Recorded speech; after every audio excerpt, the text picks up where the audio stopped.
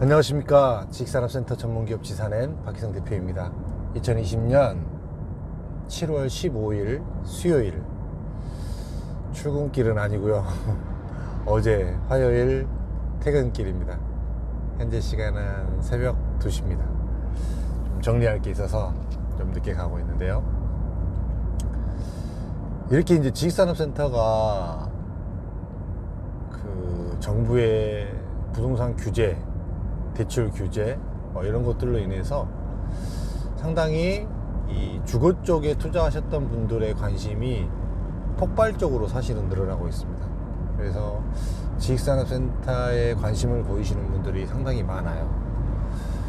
그런데 실질적으로 제가 이제 제 영상에서 많이 이야기를 드렸지만, 그거와 개를 같이 해서 지식산업센터의 분양 가격도 계속적으로 올라가고 있습니다.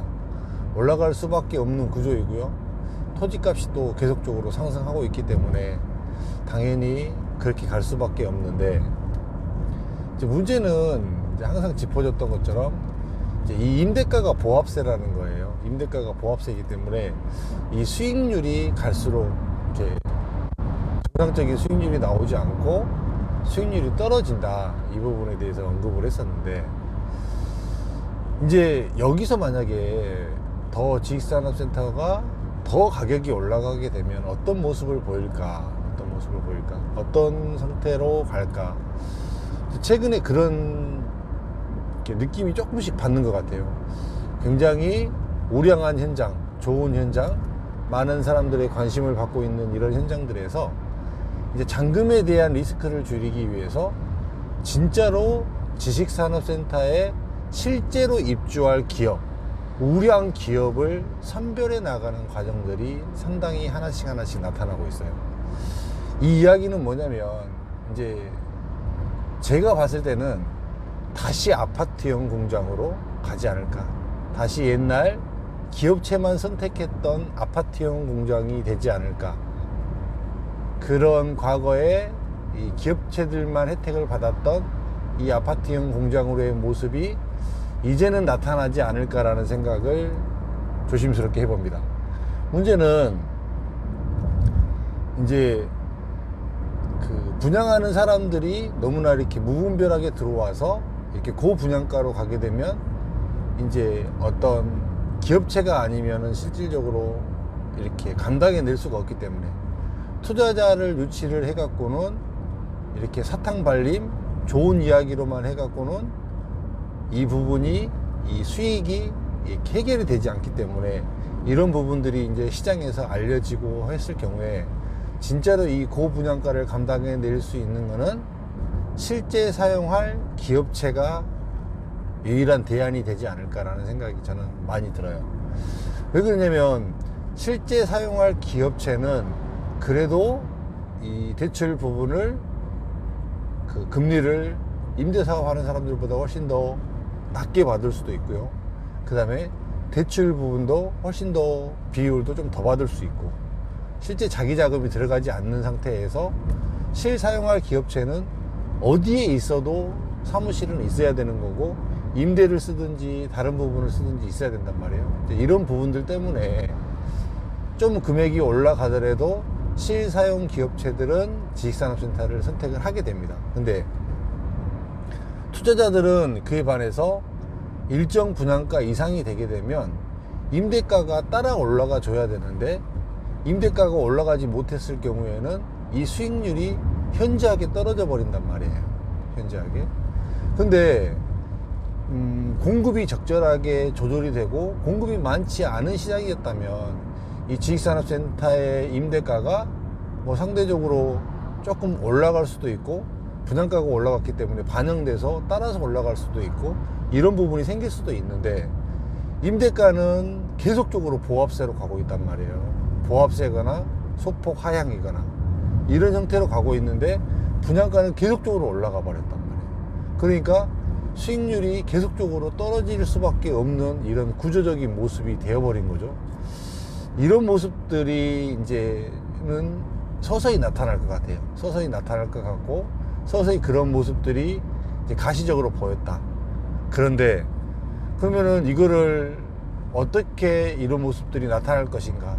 조금은 임대가를 올릴 수 있는 방안, 이 임대가를 올릴 수 있는 방안은 뭘까요?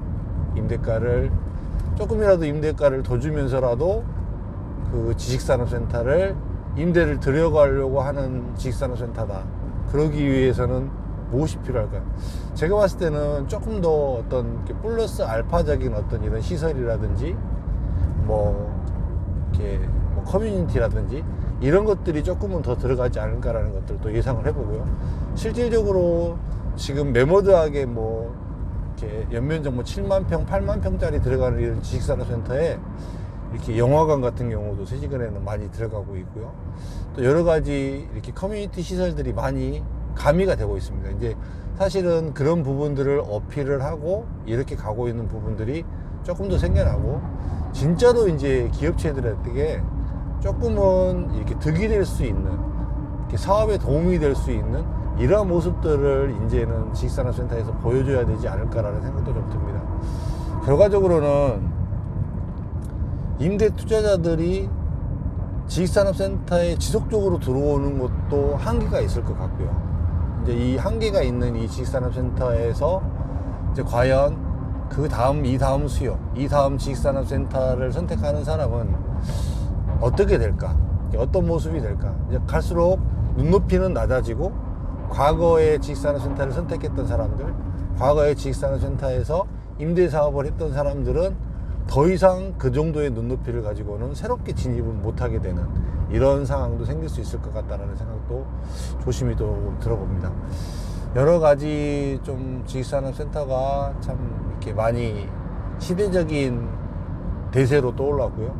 또 지식산업센터가 그래도 아직까지는 이렇게 잘 선택해 보면 아직까지는 제가 늘 이야기하는 잔존 가치가 남아있고, 그 다음에 가치 상승 부분하고 같이 가면서 임대도 이렇게 안정적으로 좀 맞춰질 수 있는 이런 곳에 지식산업센터가 사실은 아직도 그 틈새가 좀 있습니다.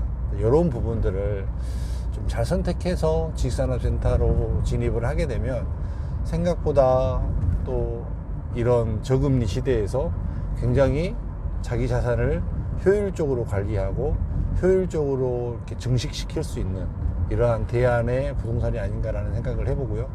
그거는 제가 꼭 이야기를 하지 않아도 시장이 이미 그렇게 반응을 하고 있고, 저보다 더 똑똑하고 현명하신 많은 일반 투자자들이 또 그렇게 움직이고 있다는 것이 실질적으로도 보여지고 있고, 그렇게 반증이 되어지고 있는 그런 상태입니다. 이런 이야기 좀 한번 들어보고 싶었습니다. 이제 어떻게 들으셨을지 모르겠지만, 또 여러 가지 이렇게 지식산업센터에 대한, 그래도 이제 전혀 이제 근거 없는 이야기로 하는 게 아니라요. 그래도 현장에서 돌아가고 있고 시장에서 실질적으로 돌아가고 있는 이런 내막들을 그래도 저는 잘 알고 있는 사람이니까 이런 것들에 대한 이야기를 해드리는 거니까, 여러분들이 투자를 하거나 투자 타이밍을 잡거나 이런 거를 할 때 어떻게 보는 게 좋을지, 이런 부분에 대해서 한번 좀 더 고민을 해보시고, 이런 것들을 이렇게 통합해서 여러분들의 생각을 만드시고 여러분들의 주관을 만드시고 그렇게 투자를 하시면 될 것 같다는 생각이 듭니다. 오늘 영상 여기서 마치도록 하고요. 좀 늦었지만 또 아침에 또 건강하게 오늘 하루도 보내시고 또 잘 보내시기 바라겠습니다. 저는 들어가서 빨리 자겠습니다. 고맙습니다. 쉬십시오.